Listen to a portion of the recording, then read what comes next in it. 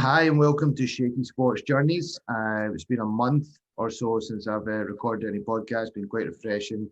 Recharged the batteries after recording around 80 podcasts, which is quite insane to be honest. But good to be back. Good to have a great guest with me today. Somebody that's played against from childhood all the way up to senior cricket. Someone who has played for Ireland in all forms of cricket, including Test cricket. Been played for Surrey County Cricket for around 8 years, captained them, as well as going on to play for Derbyshire as well, and captaining them as well. So highly experienced professional international cricketer. I say hello to Gary Wilson. How are you, mate? I'm good, mate. How are you? Not bad, mate. Not bad at all. Not bad at all. Sun has been shining this summer, mate. We can't complain. Has it been the same over in lovely Ireland? Shining in Scotland and Ireland, yeah. I think the world must have stopped somewhere, yeah. Usually you wouldn't get that, but very good then. Just off the back of 9 holes there with Andy McBride down in Portmarnock, getting ready to take on the Zimbabweans over here. So, yeah, all good. So, yeah, just a quick chat of what you're doing now. You mentioned you're in the bubble right now. So you're coaching. Tell me a bit about what you're doing. Yeah, so I retired a little while ago, probably 6 months ago now, and it came a little bit quicker than I thought, actually, but an opportunity came up that I basically couldn't afford to turn down, and I'm head coach of one of the provincial union teams over here in Ireland, which has gone really well so far, but I'm also doing a little bit of work with Graham Ford and the senior men's team, and actually a little bit up and down the pathway with wicketkeeping as well. But yeah, I've really enjoyed over the last month or so getting stuck in and getting back in that sort of international frame of mind, and it's been great to try and help the lads against South Africa and hopefully now against Zimbabwe as well. So you would have been living in London and down south for many years now. So this is like a homecoming for you. Remind me where you're from in Ireland. I'm from Belfast, well, Hollywood, just outside Belfast. But I left, I was 18, I think, when I left, 19 maybe. And yeah, I lived in London till I was 31, maybe, 31, and then had a couple of years in Derby.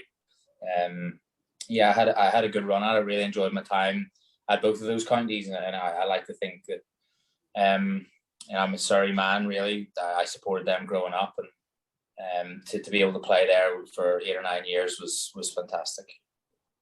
So family all happy to have you back around, and you'll be happy to have a little bit of help because you've got 2 nippers, 3.5-year-old boy and an 8-month-old boy. So a little bit more help around in Ireland. Yeah, luckily my in-laws lived probably 2 or 3 miles away, so it's really handy, and they're super. They take them a couple of times a week, and it's great for my wife to have them around as well, with me being away still a little bit. So, well, probably a little bit more than a little bit, but it's great for her to have the support, and yeah, we're really happy back home. We've settled up in a nice area, and yeah, things are going well. Good to hear, mate. Good to hear. So before we go into how you got into cricket, etc., I wanted to kind of touch on the fact that I've actually played.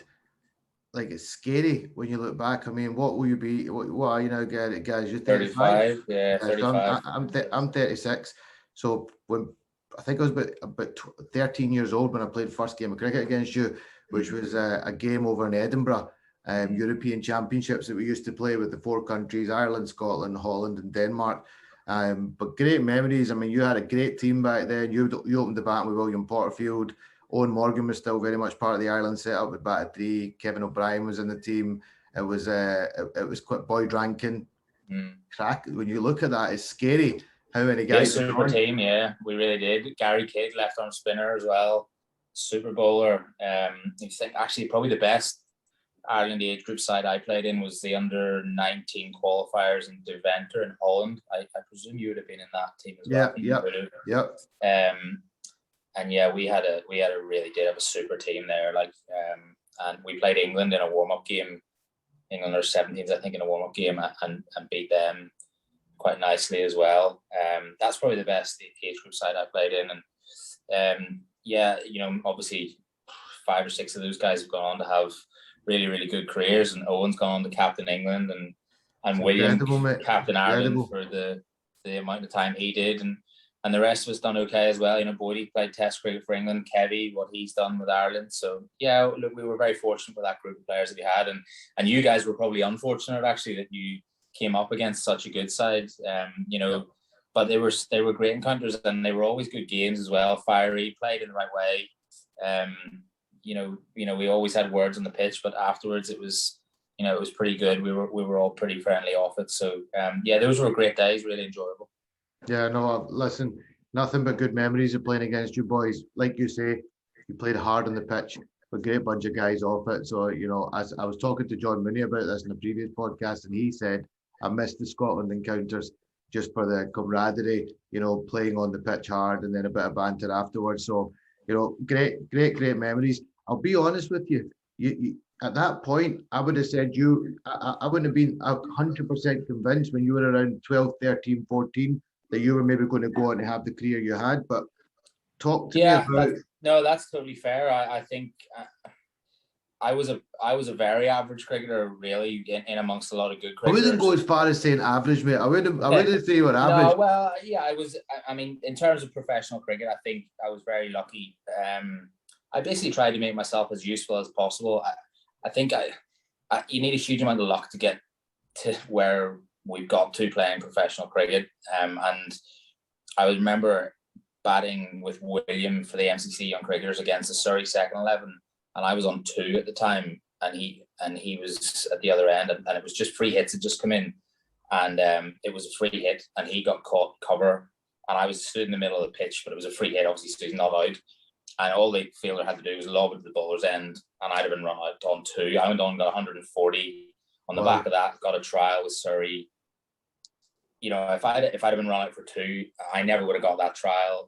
Maybe I would have got an opportunity elsewhere. But anyway, whoever the fielder was, I probably ended up playing with him. I couldn't tell you who it was now, but he had a wild shy at the stumps, missed, and I got back in and went on to get a big score. But even whenever I got the deal at Surrey, really, I wasn't anywhere near good enough. I was probably a good enough wicket keeper, but I wasn't really anywhere near good enough with the bat. How old were you again? Just remind me. How old when you got the Surrey contract? I was probably 19 when I signed my first Surrey deal, or maybe 20. 20, I think, maybe. I think I left when I was 30. Anyway, yeah, and but I was happy. Surrey were probably happy to have me because they had Jonathan Batty playing in the first team. So they needed someone who was happy to play second team cricket at the time. And those sort of people aren't really that easy to come by in county cricket, because everyone playing second team cricket is either trying to get a contract or trying to get into the first team.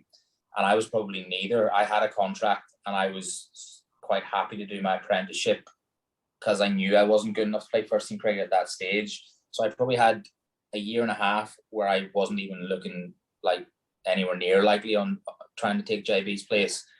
And then I got a little bit of a go in one day cricket when JB was coming to the end. And I did okay without setting the world alight. But the next year we signed Stephen Davies, and that probably took my game to the next level. I can't remember why, but I can remember the exact net I had at the Oval, where I thought, actually, no, I can probably do this. I can probably cut it with these lads. All of a sudden, I was just getting into better positions, different positions with the bat, and I thought, actually, no, I can play here and I can do pretty well. And actually, my record at Surrey is something I'm very proud of, because I did have a very good record in Championship cricket and in T20 cricket. My one day cricket wasn't so good, but I'm very proud of the record I had in the longer format and the shortest format at Surrey, more so than my career with Ireland, actually. And I'm a firm believer that if you play for long enough at a level, you become that level. And I wasn't at the start. I wasn't anywhere near good enough, but at that time, I tried to make myself as useful to the team as possible. I tried to be, the one that was happy to do 12th man, because I just wanted it so much, basically, that I wanted to be a professional cricketer, and I wasn't really prepared to settle for anything else, really. Well, I guess you've been very honest there. I didn't mean it in any disrespectful way. You were a very good player. You used to open the batting for Ireland all the way back to under 13s, but you seemed a little bit limited compared to Porterfield or compared to Morgan or O'Brien. They were a bit more expansive players. But having spent a bit of time with you later, more in adulthood time, I spent some time with you. I think it was about 3 months or so that we were out for a associate academy out in Pretoria. South Africa, called the HBC Centre, a wonderful facility, cricket ground, nets, everything you could ever want, gym, swimming pool. Now, I'm the first to put my hand up. The extra hours for me were not the thing that I was always the keenest on doing. But we obviously had to do our sessions there and go and make sure. And I would always see you, on the treadmill, putting the extra yards in. All right, when everyone else is maybe just having a chill, might see you with your till, popping up to the gym, going up to the nets, hitting some extra balls, and that's something I probably a little bit lacked when I went into the top level cricket, and I probably should have committed more to it. I like to do what was set to do, and then I was happy enough. But that, I think, has obviously would have been a big factor in why you got to where you have done and played as long as you have, is just your work ethic, I think, from what I've seen. Yeah, probably something I'm proud of, and I guess everyone would associate me with having that work ethic. I think I learned very quickly that if you weren't working at Surrey, someone else would be working, and it was actually one of my mates that said that, because although I was a very hard worker whenever I was younger, I was probably just, I would say, maybe the second or third hardest worker at Surrey at the time. Maybe not even. It was just a done thing. And I can remember saying to one of my good mates, Aaron Haranath, because he was forever hitting balls, and I wanted to come play golf one day. So he's like, no, I need to go and hit balls here. I said, man, have a day off with you. And he actually said to me, like, if I'm not working, someone else is working, and that always stuck with me, really. And yeah, I guess that I wasn't good enough to not work. Like I had to work, and if I'd have just taken it easy, then I probably would have had a 3 or 4 year career rather than a 12 or 13 year one or 14 year one or whatever it was at the end. And it is something I'm pretty proud of. I also I prided myself on getting difficult runs. Like that was always, if you wanted someone to go out and get you 100 in a World Cup game in front of 25,000 people with something really on the line, I probably wasn't your guy. Like it probably, that's Kevin O'Brien. He likes the limelight, and he's all about that. But if you wanted someone to go out and do it in front of two men and his dog on a dodgy deck in Dubai when it's spinning, that's probably where I came into it. And teams probably need both of those guys. Like, and that's something, I always find that I batted at 5, 6, 7 for Ireland, and I think I had the trust of the people around me to let them play freely. And it was, I know I didn't do it all the time, and in fact, more often than not, the teams we ended up playing against, I didn't do it. But I think I had the backing of the guys around me that if they cocked it up, that I was coming, and it might be all right. And I guess I'm pretty proud of that fact as well. Yeah, I watched you when you were probably around the peak time when you played in some of the World Cups, 2015, I think in particular, and I could tell that you'd become a very good, solid international batsman, rotating strike, hitting the deep boundaries. You would get off strike, and then when you're playing with, like you say, attacking players like Kevin O'Brien, etc., that works a treat, because you don't really always want, or even if you're batting with Sterling and he's come in or he's on a big score or something, somebody like yourself to be batting with them is just what the doctor ordered in those situations. So you became a master of it. To play 12, 13 years of professional cricket, international cricket, you really became really, really good at it. But it's interesting. So when you came to Surrey, you were a second fiddle keeper to, Batty at the time, but then another very good keeper came in, Stephen Davis. So again, it wouldn't have been easy to get the gloves. Quite similar with Ireland as well, because you had Niall O'Brien, who, okay, might be a couple of years older than you, but you pretty much played in the same generation through the same period of time.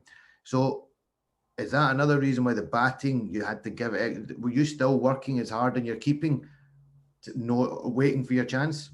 Yeah, I probably was, because at the time, whether I was keeping for Ireland or Niall was keeping, and it seesawed quite a bit. He kept for maybe 3 or 4 years, and then I kept for 3 or 4 years, and then he kept again. So,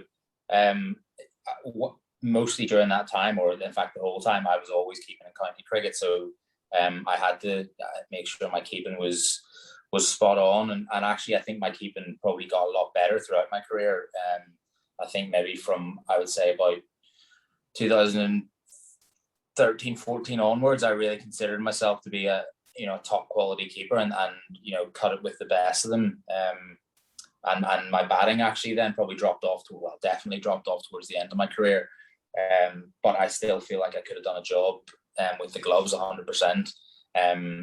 But yeah, to have that competition, certainly with both Niall and Steve Davies, two really, really high class performers there. And I would say, Niall, similar to myself, great work ethic.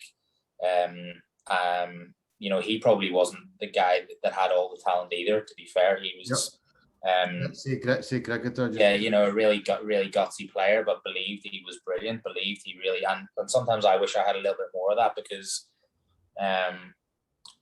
I probably didn't believe for a long time that I was good enough, and even I would say I had quite a few self-doubts throughout my career, and you do learn, I suppose, that once you've done it before. And I think that's probably why I ended up having such a good career in England, that because if you do go through a bad run of form, that you always believe that it'll come back around, because history suggests it will.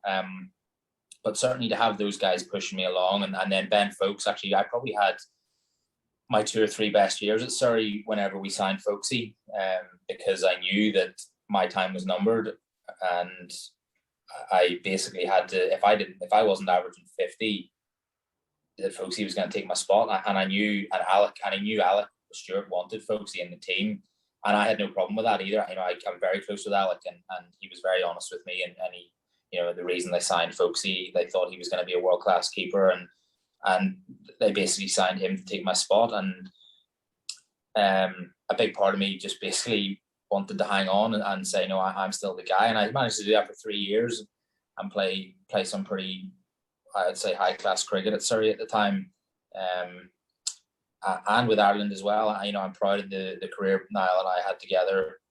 We weren't always best mates certainly when we were younger, but we, since, in the last few years, definitely we've grown closer, and I would call him a friend now, but whenever we were playing together, it was tight.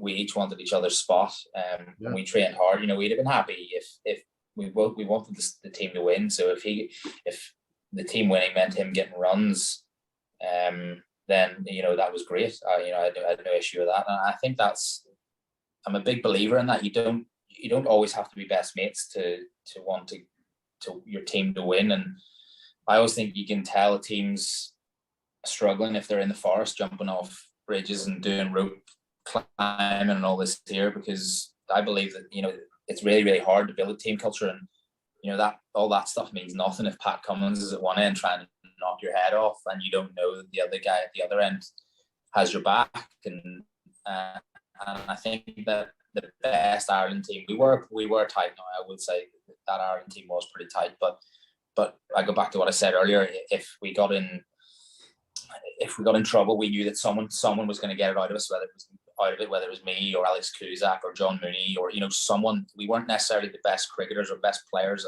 from 1 to 11, but someone was generally going to have a day out and us out of trouble if our backs were against the wall. And I think that's why I think everyone would associate that team with having really good team culture. But that's just a severe want to win for Ireland and want to do well for each other.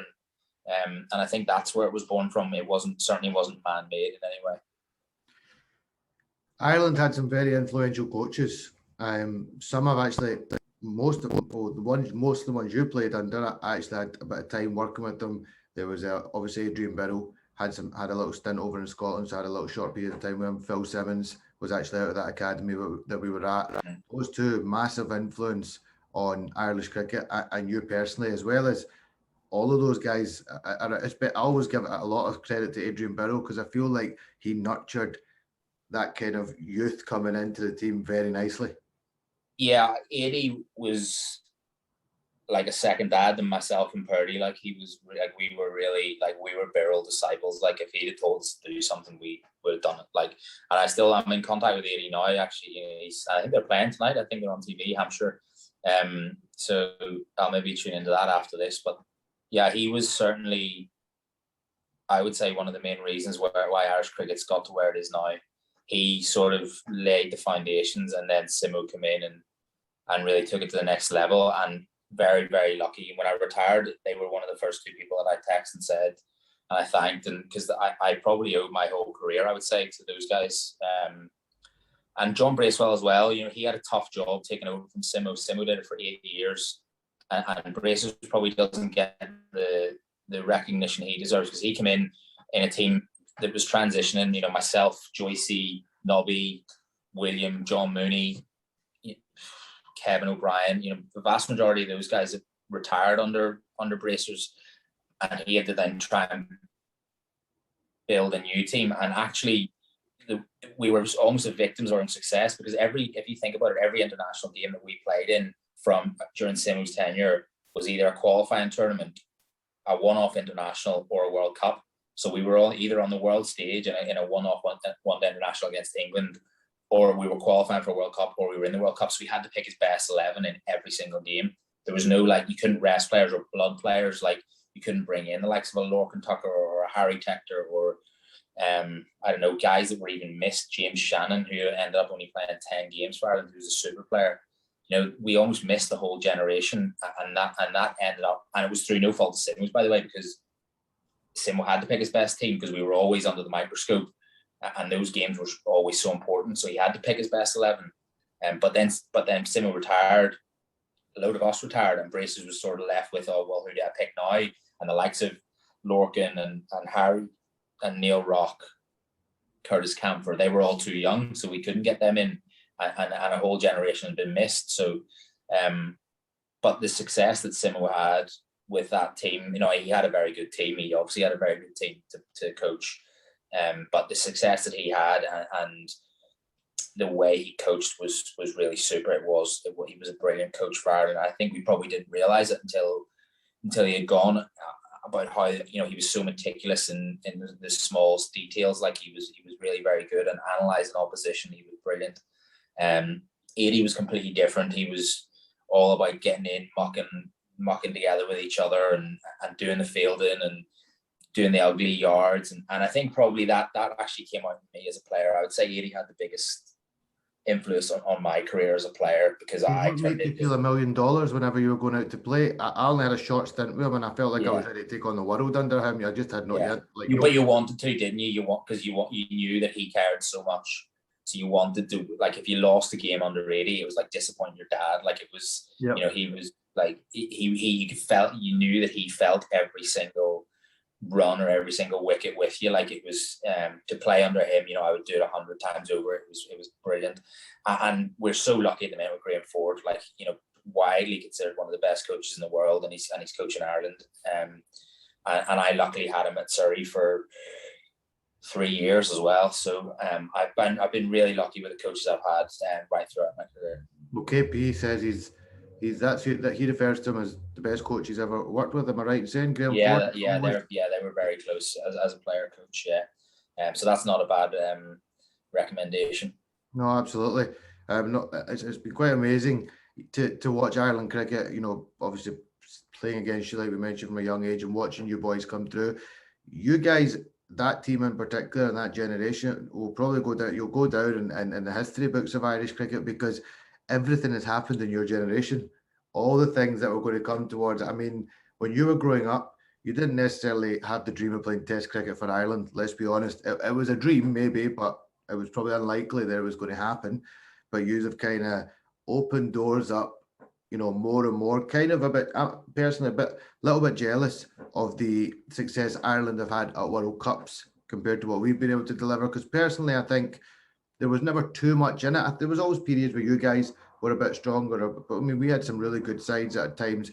Would get the better of you as well. But at the World Cups, it's what you managed to achieve at the World Cups. The victory against England, Pakistan, and obviously winning in the World Cup previously against Pakistan, etc. Bangladesh. Then you went to you beat West Indies in the first game into it. You have taken down big Test playing nations at World Cups and proper competitive cricket, and it's totally transformed the view people have of Irish cricket, and that all happened in that kind of 10-15 year period, and it's topped off with you played in the first Test match Ireland have ever played in. What a moment for you. Yeah, probably an unbelievable moment for the whole country, anyone who's ever been involved in Irish cricket. And I often say, like, whenever I can remember trying to convince 40 that it was the right job for him at the time as well, and any other coach or anyone who comes in from outside, I always sort of say to them, look, listen, when you get in here, it's like a drug. You when you get involved in Irish cricket, that's you. You become Irish cricket. Like, and I think if you spoke to 80, he would probably tell you that. Like, he would still look out for results, Irish results. I think once you're involved once, it's so hard to explain. I think everyone just wants it, and I'm not saying other teams don't for a second. You know, I've no doubt that Scotland team and the England team or whoever, you know, they all want to win games of cricket for the country 100%. But it's hard to explain, and I don't even know if I can explain it. It's just a belief, like it is. You just get to the World Cup and it's like, right, we belong here now. We're good to go, and we can take down these teams. And it helps whenever you've got special players like Kevin O'Brien, Paul Sterling, Joyce William Porterfield that can do that, and you know, real big game players.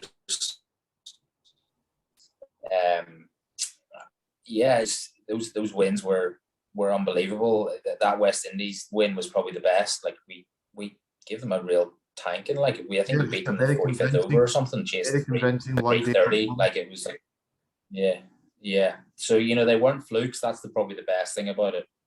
You know, we consistently did it, and actually, we probably deserved to qualify for the quarterfinals in that 2015 World Cup. But for, I think, a freak result. I think maybe West Indies. Well, obviously, people would say ours was a freak result, beating West Indies, but I think West Indies then got a rain-affected win against South Africa or something like that, and we went out by 0.2 over a run or 3 over a run or something stupid.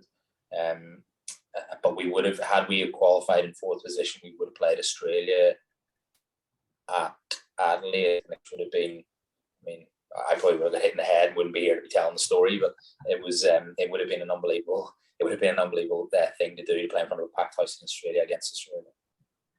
And then, as I mentioned, the test match, Pakistan, first test, you know, how are you feeling when you were going into that game? You must have been an emotional moment, but such a moment, everything. Very, very, very proud moment. Like, I think there was a feeling that we did it for everyone. Like we were the lucky 11 that got to take the field, and it sounds a little bit cliche, but we were sort of doing it for all the guys and girls, the volunteers. Like we were just sort of the guys that got lucky that got picked in the 11, and yeah, it was a nervous. I think we wanted to not disgrace ourselves. We wanted to show that we belonged in Test cricket, and I think we did that for a period of time against Pakistan.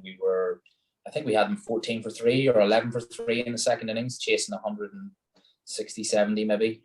So it was a decent test match as well. And yeah, my family were there. It was great. And I actually got hit in the elbow the morning of the second, before we batted. Ben Smith, our batting coach, was sidearming at me, and one just kicked off a length and hit me in the back elbow. And I had to go to hospital for scans and stuff. And the doctor actually, he said, look, you've got a crack in your elbow. This was at the hospital. And I was like, I'm not even going to get the bat here. I'm a test debut. I'm not going to get the bat. I only fielded for the first innings. Niall O'Brien dived in front of me, and I dropped the catch as well. Lost it. Just, if he's listening to that, I'll thank him for that. He won't be.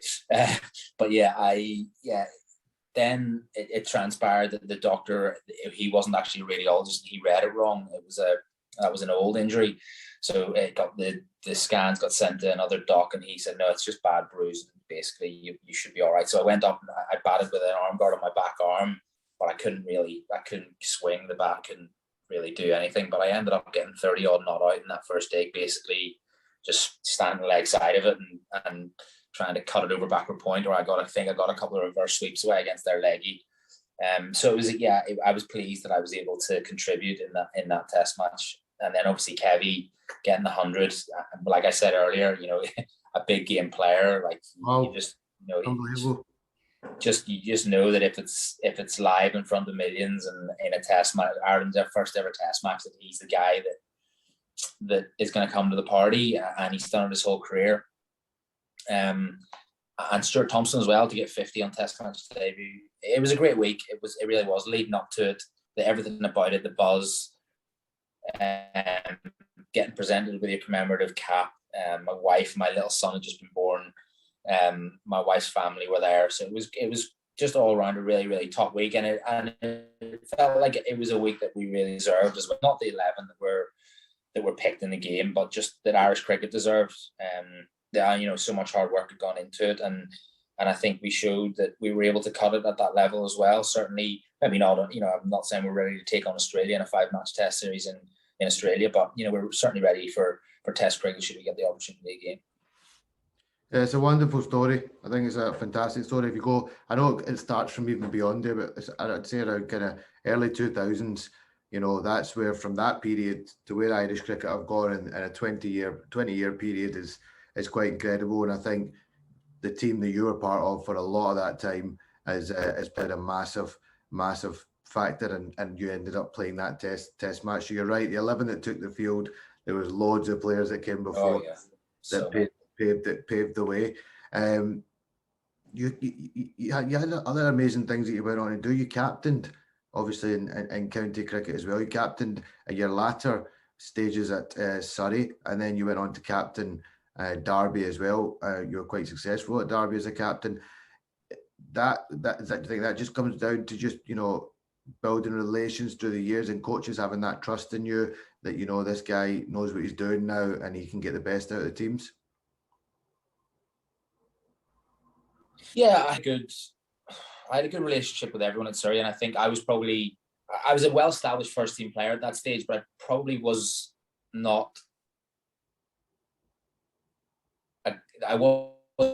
Certainly wasn't the glamorous player. I wouldn't have been 40. Actually, Graham Ford was the coach, and Graham Smith was the club captain at the time, and he had gone home injured and was out for a year. So I think he was quite. Him and Fordy were quite keen, basically, to give me the job for the year while he was away. In the end, he never came back. But I think it was, and Alex Stewart was the director of cricket, and I had a good relationship with those guys. But I also I had some friends who were the more senior guys in the club, and I also was quite friendly with some of the younger guys. So I think I had respect definitely of everyone in the dressing room. Vikram Solanki probably would have been the obvious choice, but his son was ill at the time, and he wasn't playing.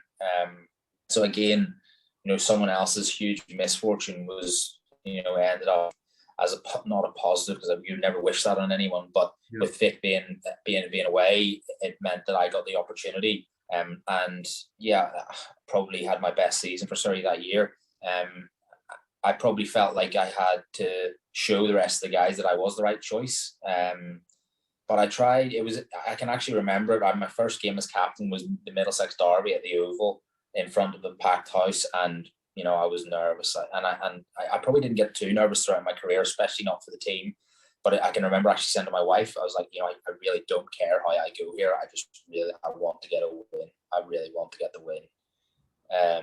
And we did. We were beaten by 6 wickets or something, and I managed to get a few, and that sort of set us on our way. I think we got to the semi-finals of the T20 Blast, which we hadn't done in a while. And we were definitely on a bit of a journey in 4-day cricket. We'd been in the second division for a long period of time, and we nearly got promoted that year. But we ended up not finishing so well. But we give it a good nudge for a long period of time.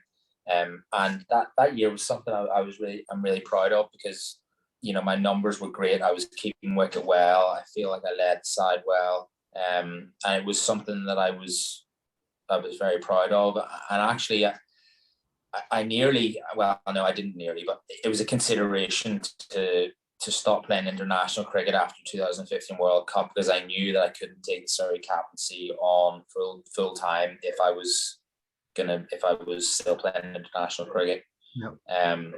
But in the end, I just basically couldn't turn my back on Irish cricket, and that meant more to me than the Surrey captaincy. But it was, I was never physically offered the captaincy on a long-term basis, but I knew it wasn't an option unless I had the discussion of retiring from international cricket. But to lead some of the players that we had that year was a real feather in my cap, and as I said, something I'm very proud of. You had a good stint playing with KP, didn't you? Obviously, he came to Surrey when obviously all the stuff had happened. This kind of comeback trail was planned through Surrey. How from what I gather, I'm sure I've seen you back together a few times. And you Yeah. seem to have quite a good relationship. What's your perception of KP in a changing room? I loved batting with KP because, again, I love batting with Kevin O'Brien for Ireland. We were so different as players that people find it hard to bowl to us in a partnership. And he batted at 4 or 3, and I batted at 4 or 5. We were always one below each other, so we batted together a lot for Surrey, and we had a lot of big partnerships, and it was great because they had to set such different fields, and bowlers found it difficult to bowl to us, and at the same time. And I got on well with KP. He was good around the group. He would often come to me with suggestions as captain, but was also quite happy for me to say no or go my own way. At the time, I think KP probably needed Surrey more than we needed him, so that he probably had to. I can't speak for what happened in England. I don't know, but certainly I found him to be a very honest guy. I don't think there was no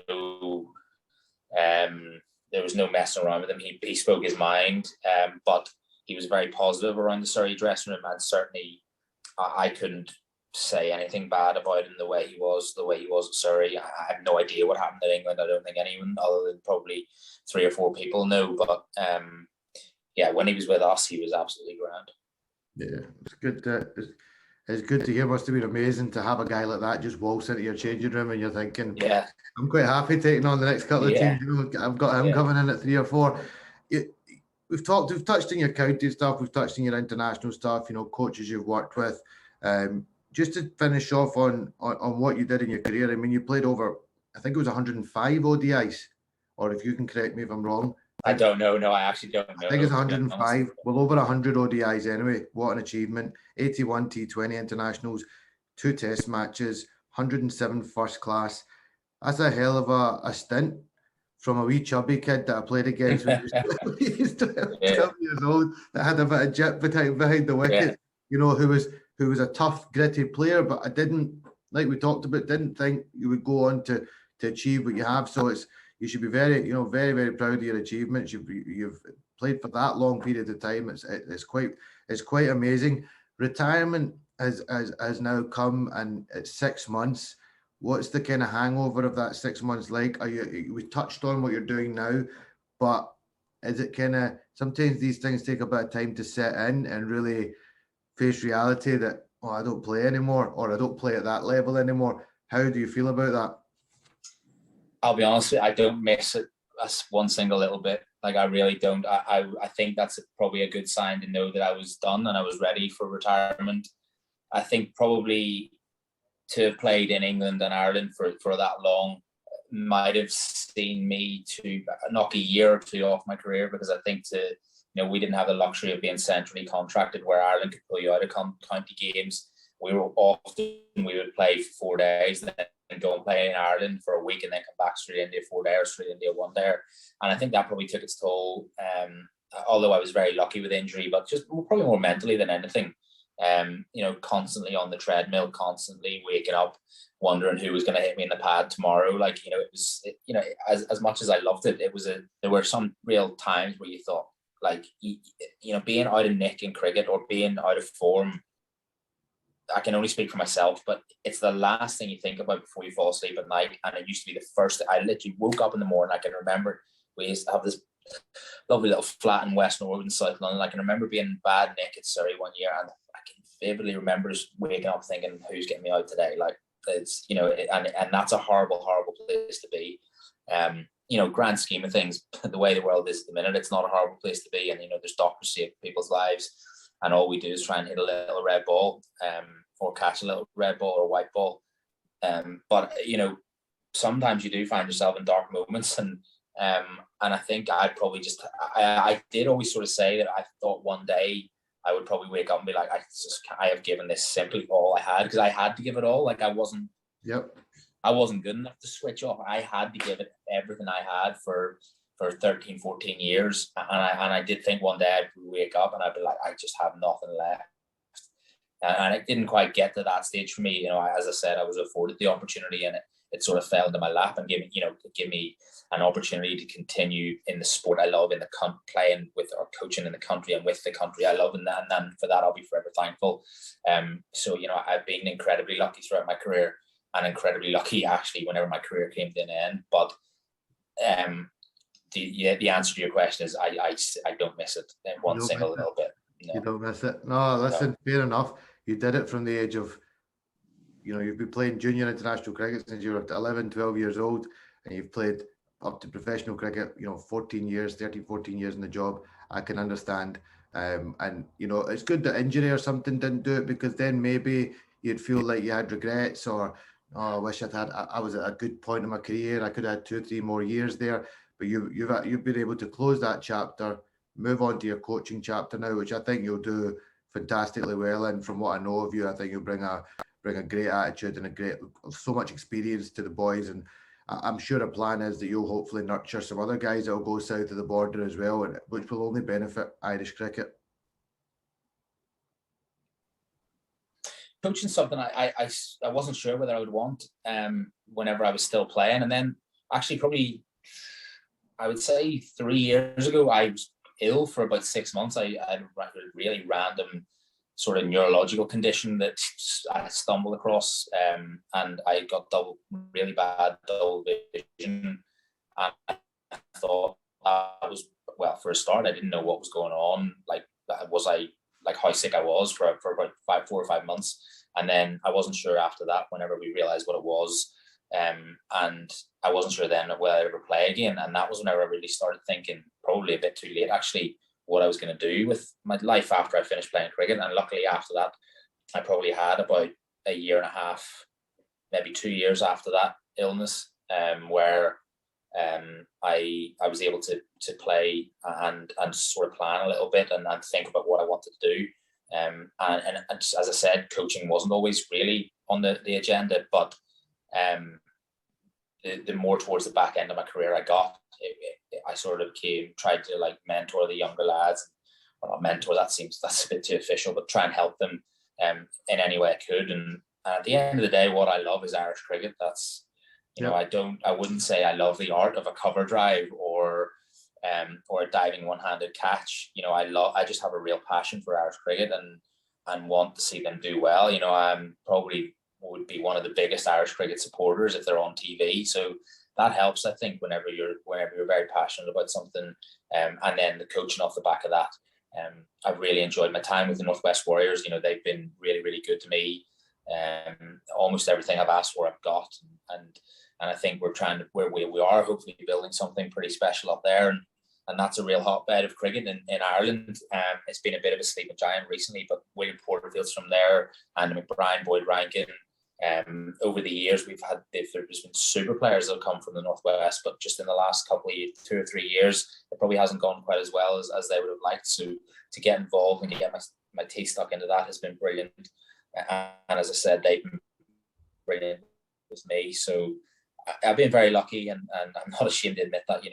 There's not many people walk out of an international career or literally stop playing and become a head coach the next day. And I'm very fortunate that I was able to do that. Well, you make your own luck sometimes, mate, and hard work, dedication, it goes a long way. So that's why I'm sure doors have opened for you. If you were a bad bloke or an average guy or something like that, then probably wouldn't have lasted for this long in it. Somebody would have pushed you out of somewhere here, but it seems to have just kept snowballing for you. And I think your work ethic is a big factor in that. Look, it's been an absolute pleasure. If you could hold on for just 10 seconds after we finish recording, that'd be appreciated. But it's been great to listen to you, mate. You've been very honest, gave some really good insights, and thank you for coming on. No worries, mate. It was an absolute pleasure.